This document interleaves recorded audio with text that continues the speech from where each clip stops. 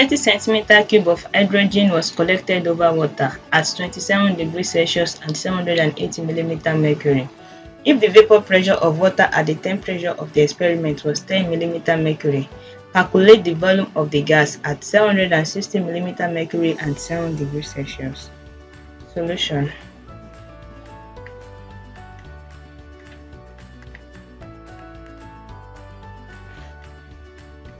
To solve this question, we'll be applying the general gas equation, which is P1V1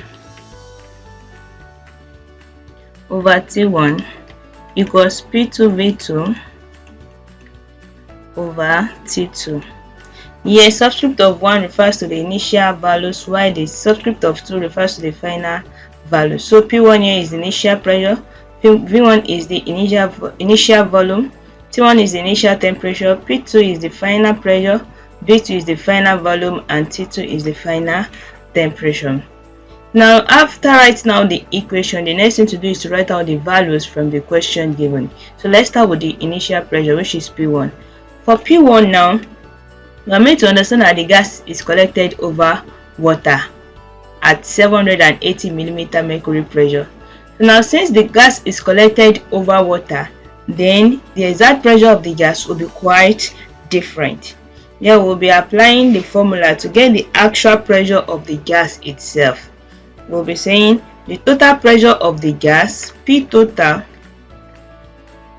equals the partial pressure of the gas plus that of the water vapor.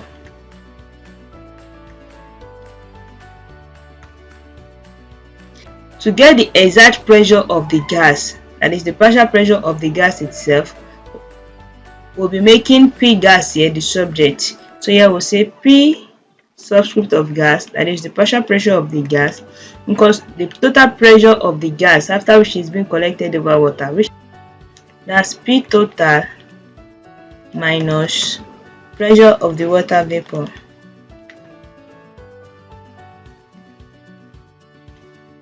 So this gives us the total pressure is 780 millimeter mercury minus the water vapor pressure is 10 millimeter mercury.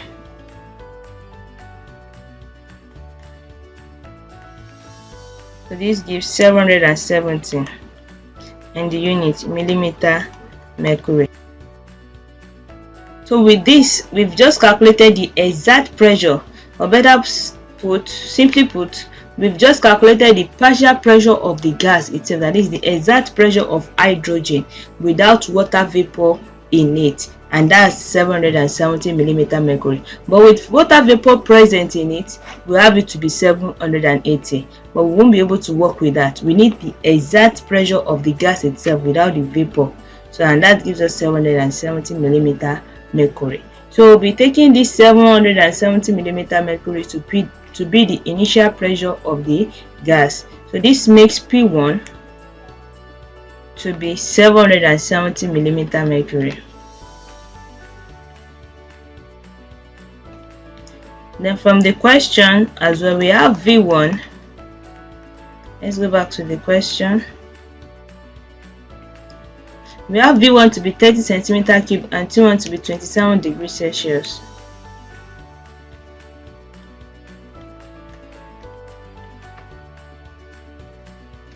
So we'll be converting this to Kelvin by adding 273. So this gives 27 plus 273 units Kelvin, which is equal to 300 kelvins.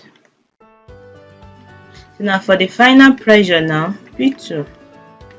From the question, the final pressure is given to be 760 millimeter mercury.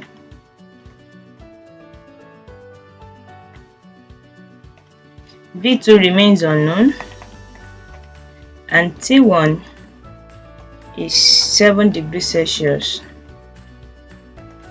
So here we have, converting this, we have 7 plus 273, then the unit Kelvin as well. So this gives us 280 unit Kelvin. So after writing out the values like this, and V2 is the unknown, the next thing to do to get V2 is to make V2 the subject of the formula from the equation we've written above here. So now from this equation now we have V2 to be P1 V1 times T2 divided by P2 times T1.